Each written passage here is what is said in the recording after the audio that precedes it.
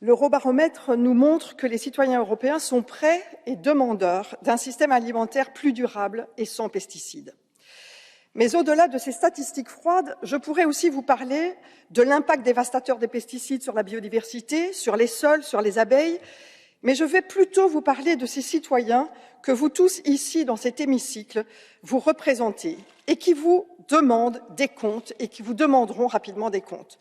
Je voudrais vous parler de cet agriculteur qui, toute sa carrière, a utilisé des pesticides dans son exploitation d'arbres fruitiers et qui, quelques jours à peine avant sa retraite, s'est vu diagnostiquer un cancer de la prostate avec lequel il devra lutter désormais pour le restant de sa vie.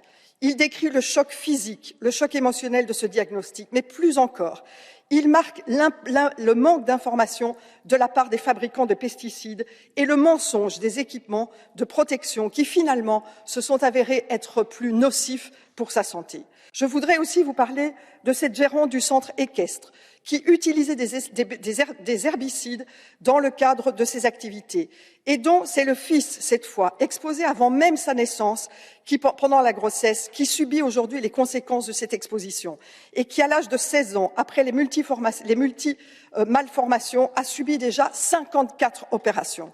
Ces exemples de vie brisés par les pesticides, auxquels s'ajoutent bien sûr les désastres écologiques, sont effectivement des choses pour lesquelles nous devons absolument agir.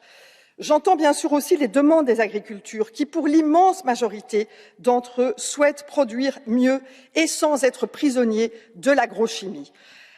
Alors le texte qui a été porté par Sarah Wiener, et je la remercie, est exactement l'équilibre que nous devons porter ici à l'intérieur de ce Parlement. Il répond d'abord à l'urgence en proposant une réduction contraignante et ambitieuse de l'usage de ces pesticides. Et donc je demande de refuser les amendements qui ont été proposés par Agri et par d'autres de la commission Agri, parce que ces amendements ne vont pas rencontrer les objectifs poursuivis.